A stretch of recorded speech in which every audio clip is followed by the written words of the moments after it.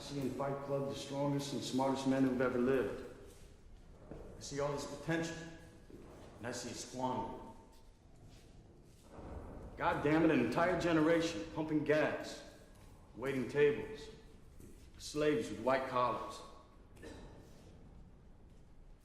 Advertising has us chasing cars and clothes, working jobs we hate so we can buy shit we don't need. We're the middle children of history, man. No purpose or place. We have no Great War, no Great Depression. Our Great War is a spiritual war. Our Great Depression is our lives. We've all been raised on television to believe that one day we'd all be millionaires and movie gods and rock stars, but we won't. We're slowly learning that fact. And we're very, very pissed off. Ezekiel 25:17. The path of the righteous man is beset on all sides by the iniquities of the selfish and the tyranny of evil men. Blessed is he who in the name of charity and goodwill shepherds the weak through the valley of darkness, for he is truly his brother's keeper and the finder of lost children. And I will strike down upon thee with great vengeance and furious anger those who attempt to poison and destroy my brothers. And you will know my name is the Lord when I lay my vengeance upon thee.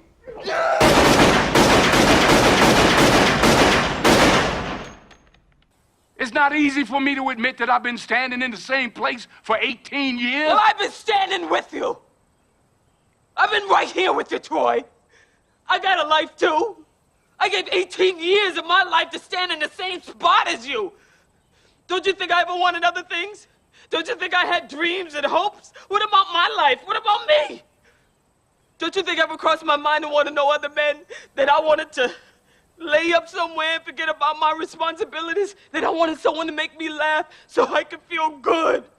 You're not the only one who's got wants and needs, but I held on to you, Troy.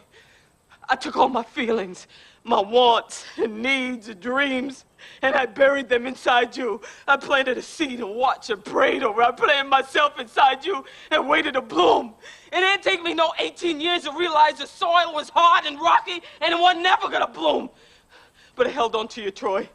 I held you tighter. You was my husband. I owed you everything I had, every part of me I could find to give you. And upstairs in that bedroom with the darkness falling in on me, I gave everything I had to try and erase the doubt that you wasn't the finest man in the world, and wherever you was going, I was going to be there with you because you was my husband. Because that's the only way I was going to survive as your wife. You're always talking about what you give and what you don't have to give. But you take too, Troy. You take and don't even know nobody's giving.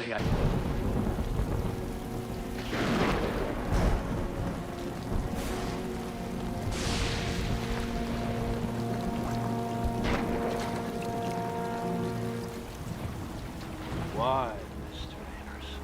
Why? Why? Why do you do it? Why? Why get up? Why keep fighting? You believe you're fighting for something, for more than your survival? Can you tell me what it is? Do you even know? Is it freedom or truth? Perhaps peace? Could it be for love? Illusions, Mr. Anderson, vagaries of perception. Temporary constructs of a feeble human intellect trying desperately to justify an existence that is without meaning or purpose. And all of them as artificial as the Matrix itself. Although only a human mind could invent something as insipid as love. You must be able to see it, Mr. Anderson. You must know it by now. You can't win. It's pointless to keep fighting. Why, Mr. Anderson? Why? Why do you persist? because I choose to.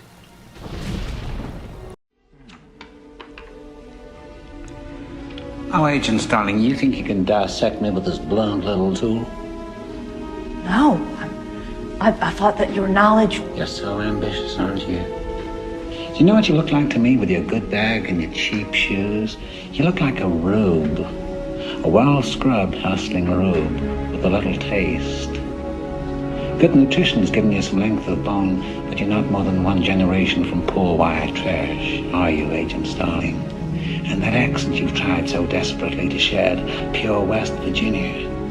What does your father do? Is he a coal miner? Does he stink of the land? You know how quickly the boys found you, all those tedious, sticky fumblings in the backseats of cars, while you could only dream of getting out, getting anywhere, getting all the way to the end.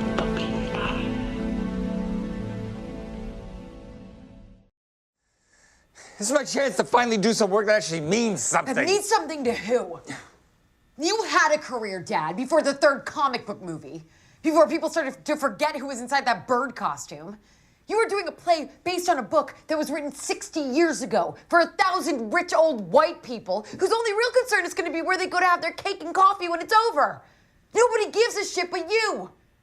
And let's face it, Dad, you are not doing this for the sake of art. You are doing this because you want to feel relevant again. Well, guess what? There is an entire world out there where people fight to be relevant every single day, and you act like it doesn't exist.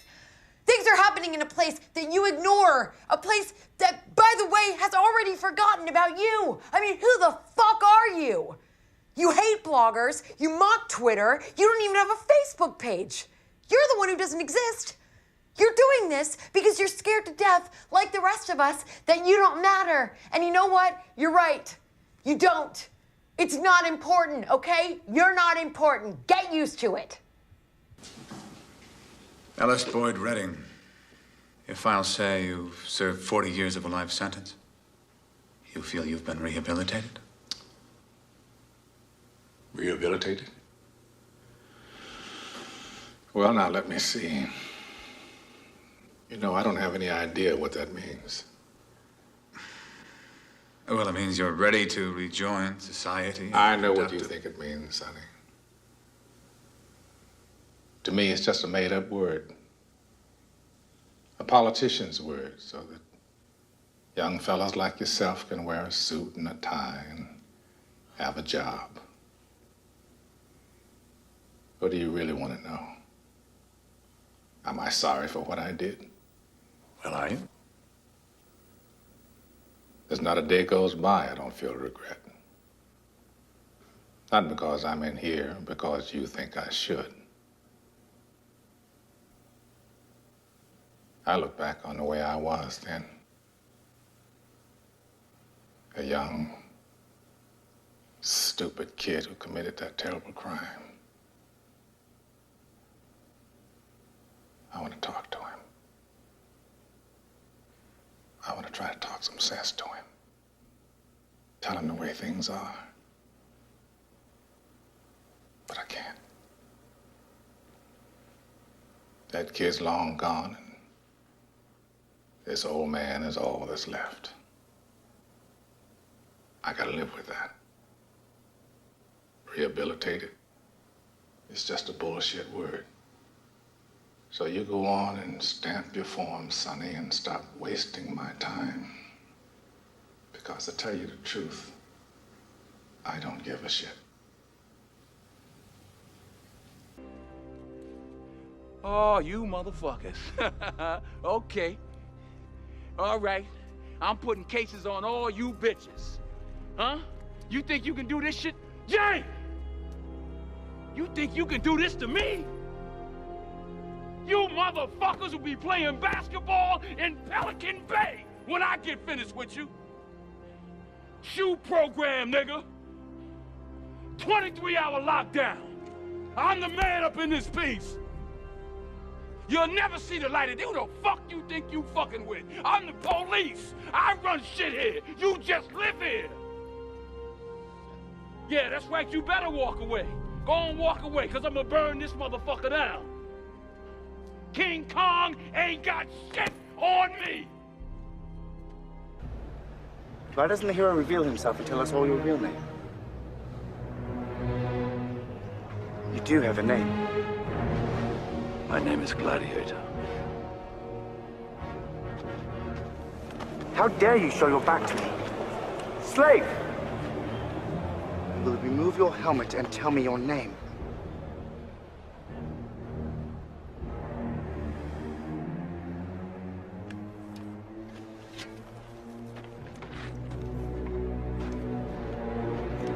My name is Maximus Decimus Meridius, commander of the armies of the North, general of the Felix Legions, loyal servant to the true Emperor Marcus Aurelius, father to a murdered son, husband to a murdered wife, and I will have my vengeance in this life or the next. Thought about what you said to me the other day about my painting. Stayed up half the night thinking about it. Something occurred to me.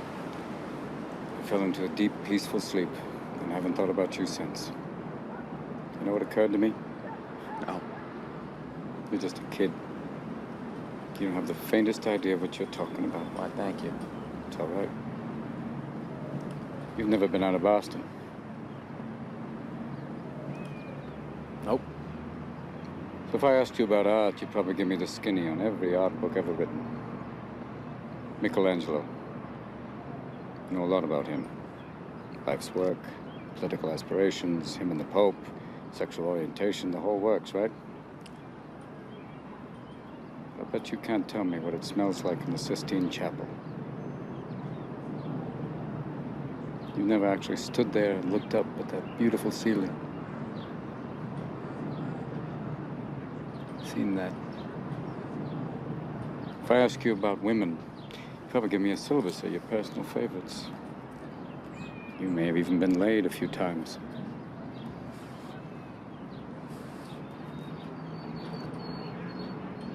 But you can't tell me what it feels like to wake up next to a woman and feel truly happy. You're a tough kid. I ask you about war, you'd probably throw Shakespeare at me, right? Once more into the breach, dear friends. But you've never been near one.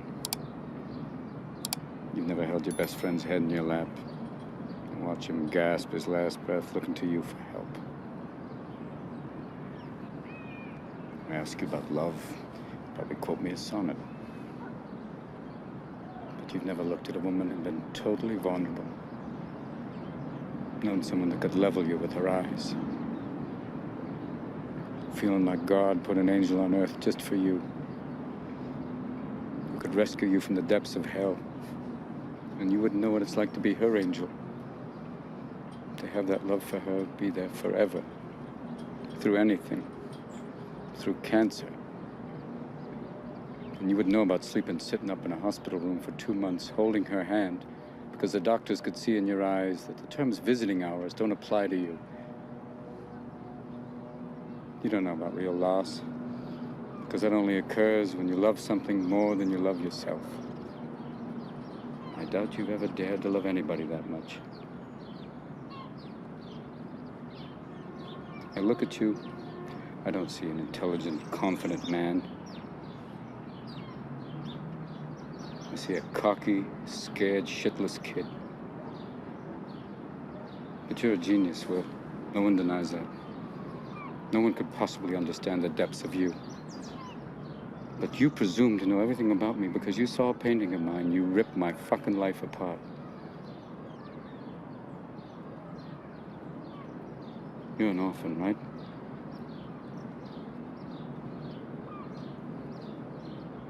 Do you think I'd know the first thing about how hard your life has been? How you feel, who you are? Because I read Oliver Twist? Does that encapsulate you? Personally, I don't give a shit about all that, because you know what? I can't learn anything from you. I can't read in some fucking book. Unless you want to talk about you, who you are. Then I'm fascinated. I'm in. But you don't want to do that, do you, Sport? You're terrified of what you might say.